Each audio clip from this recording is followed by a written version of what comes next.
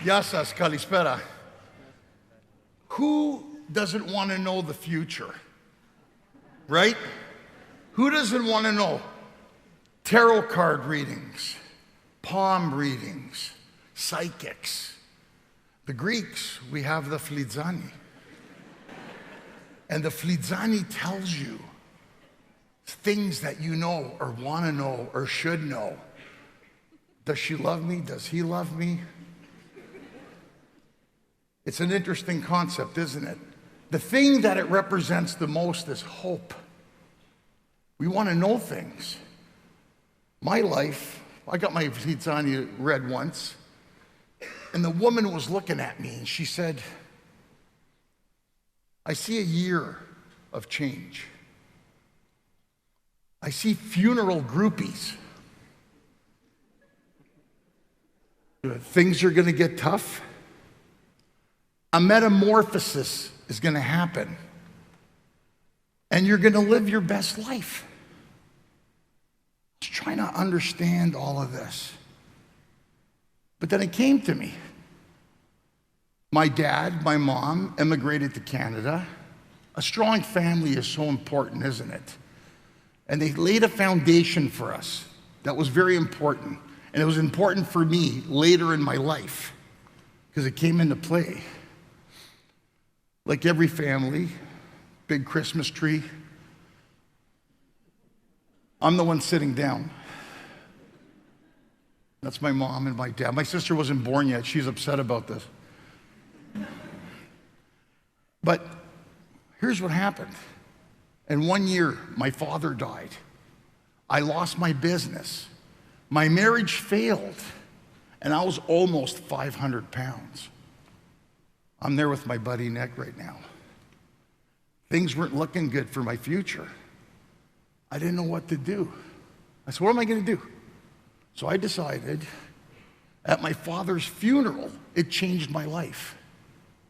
Now, at the funeral, it's a sad time, isn't it? There was ladies sitting in the corner, 3 Greek ladies dressed in traditional black, widows. And my brother says to me, do you know who those ladies are? I said, I thought you knew them. He goes, well, look, I go over, excuse me, thank you for coming. Did you know my dad? And they were like, we knew of him. Okay, we give our sympathies and our condolences to your family. So I go back to my brother and my Thea and everybody's there and they're like, who are they? I don't know. They're just here. Then the funeral director came over. He goes, they're funeral groupies. They hang out at funerals. It's their thing. It was weird, wasn't it? And my brother looks at me and he goes, I guess we can call them the Grateful Dead. And the reference joke for groupies. It came into play to me later. I found it strange. My friend's dad gave me a beat up Buick, 85 Buick. I had to put a new tire on it. I had $800. And I said, I'm gonna go to Toronto and change my life. I'm gonna get into the secure world of entertainment. I'm gonna be a stand-up comic, an actor, a writer. My family and friends thought I lost my mind. Where are you going? What are you gonna do? What? You're 33. You can't do that. I'm going. I didn't listen. My heart was telling me everything I'd gone through in that year, go. I went. It wasn't easy. I'm gonna get an apartment. The lady says, I'll give it to you. It's a studio apartment. Okay. So I go there. Now what happens? I gave her the deposit check. And she looks at it, she goes, what are you gonna do here in Toronto? I said, well, I was excited. I'm gonna be a comedian and an actor. I should have shut my mouth. And she goes, oh, you're gonna be in entertainment business? Yeah, she goes, I'm very Christian and you guys smoke drugs and you bring women over, and well, you don't have to worry about that, but. And she's like, no, I'm sorry, I can't. I go, I'm Christian too. Just our Easter's kind of the same as yours. No, she gave me the check back. She goes, you can't stay here. It's a Friday night. I didn't want to spend the money on a hotel. I had $800. So I did what every entertainer has done at some point in his life. I slept in my car. 3-4 days. I go to Starbucks and wash up. Get a latte, a biscuit. It's like, I wasn't trying to pick up anybody. I mean, where do you want to go? We can drive around. But I was in the car and I was trying to find a place. Eventually, I found a place. It wasn't ideal. A basement apartment. A basement apartment. The lady was nice. She goes, I said, I want to get the place. I'm here to start my life again. I'm here to do this.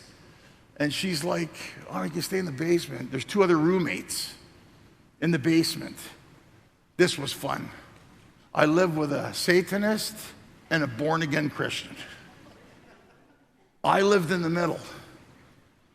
So I'm living with Jesus and the devil. And I'm sitting there. These guys would fight all the time. They would fight. And I'm thinking, I had to stay in this place because that's what I could afford at the time.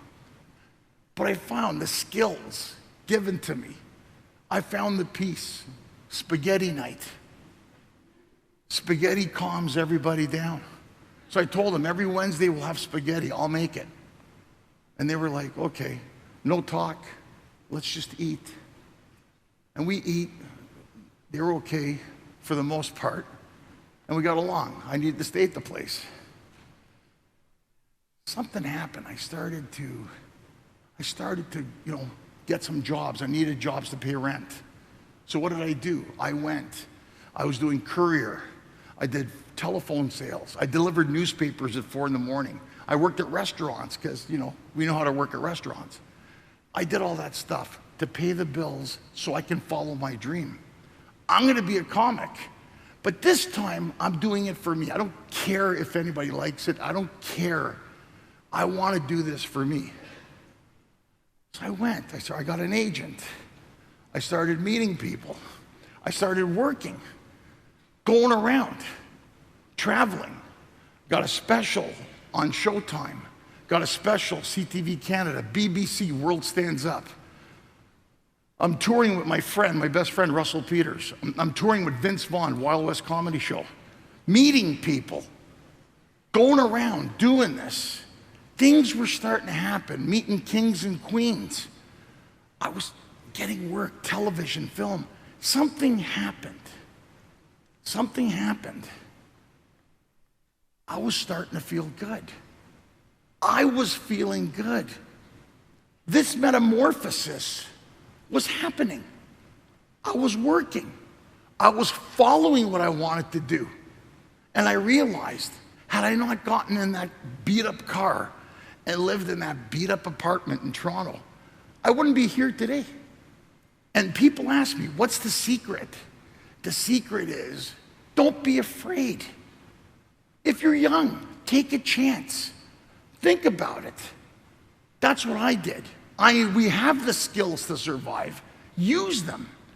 Don't be jealous of people.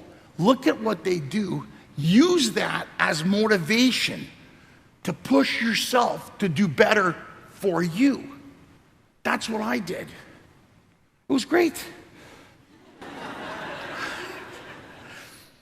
This is a show I did in Canada. They said, do you want to play a Greek priest who runs a casino out of the basement and sells cigars? I'm in. But this is what it allows me to do. I got to work on shows like Mad Men, headline the Tropicana Hotel, Las Vegas. Work on these fantastic cruise ships that go all around the world. Make this movie called Fred and Vinny. I'm very proud of it, with Fred Stoller. I play Vinny. He's the other guy. But these were things, I couldn't believe it. Like, I'd be there. I was on set. They call me Thursday night in Toronto. They're shooting a film in Montreal called The Score. Robert De Niro, Edward Norton, Marlon Brando, The Godfather. I went down, I drove all night. It was for a role to play one of the bad guys. We were too big. There was two guys, over 400 pounds. Ed Norton beat both of us up. It didn't work out. Frank Oz was the director. He says, I'm going to keep you on the film. I'm going to keep you on the film. That poor camel. I'm going to keep you on the film. But the truth of the matter is, I got there. I was living in my car a year ago. I'm on set. I'm driving the car. Who gets in beside me? Robert De Niro. My heart skipped. I'm like, Robert De Niro. God, De Niro. So we were on set. I drove the car, didn't say much to him. What was I going to say? I was so excited about what happened. Then I was on set. The Godfather, Marlon Brando. He looks at me. He looks at me and he goes, yeah, come here. I'm like, so I go over. He's talking to me. He goes, you like to eat? I said, yes, I like to eat. Look around you. Nobody eats. But you eat and I eat. So you're going to write down where I'm going to go eat later. I was given food tips to the Godfather. And I wrote them down for him. He wouldn't talk to the director. You can check it out. He wouldn't talk to Frank Oz. He wouldn't talk to anybody. I went back and the director's like, what the hell did he say to you? I go, I'll tell you after he leaves. They're all intrigued. What's he talking to you for? I'm standing there. He leaves. He goes, okay, tell me, what did he say? He goes, I said, he wanted to know where to go eat. He goes, what? He wanted to know where to go eat. He looks at me, he goes, okay, that part I get. But that's the thing. I couldn't believe it. I'm not bragging about it. I couldn't believe I was in the room, in the same place with these people, doing what I want to do, doing what I love, and I'm there. And that's what I realized. That's what I wanted to do. It happened. I kept working at it. I kept taking every job. I wouldn't say no. I would study. You know, you need the support of your friends. You need the support of your family. And I stuck to it. I really stuck to it. I really wanted to do it. Then I got married. Now I'm broke. But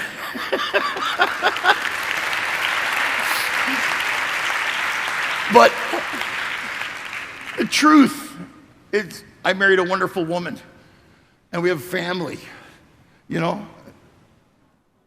Yeah. And she's funny. She's funny like me. Now she's picked it up from me. She said to me, 7 years old, she says to me, Dad, if I step on a piece of cereal in the kitchen, does that make me a serial killer?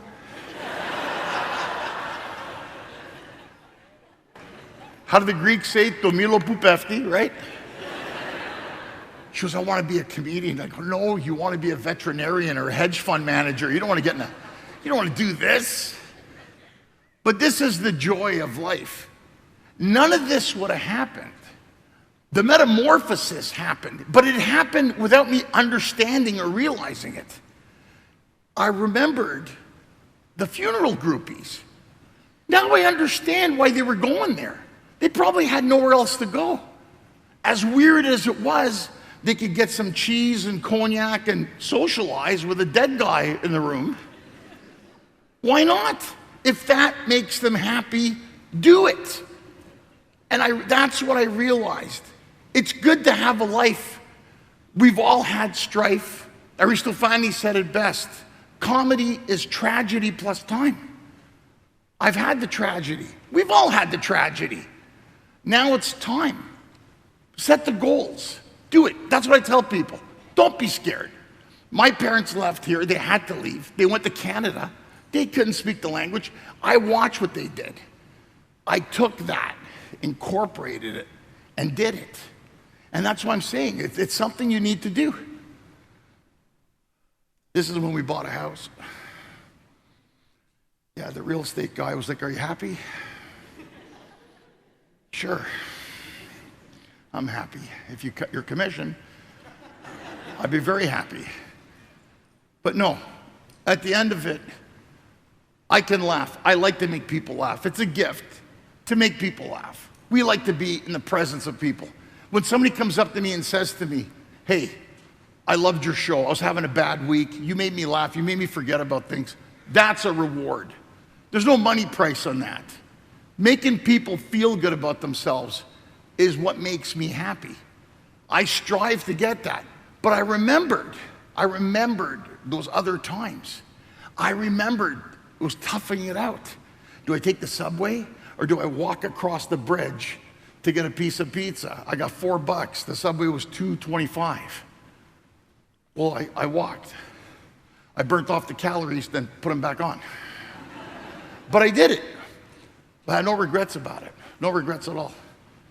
So at the end of the day, that's my little Zoomy. I miss her. But at the end of the day, I'm going to leave you guys with this, because this is a wonderful event here today. And I'm very honored that I was asked to come and do this. And I've seen the energy here today with the volunteers. Excellent event. And strive to what you want to do. Plan what you want to do. Execute it. Set the goals. Look at what people do.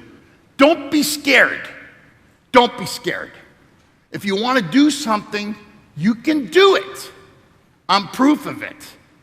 And the last reading of my cup was, your sweetest success is living your best life. Thank you.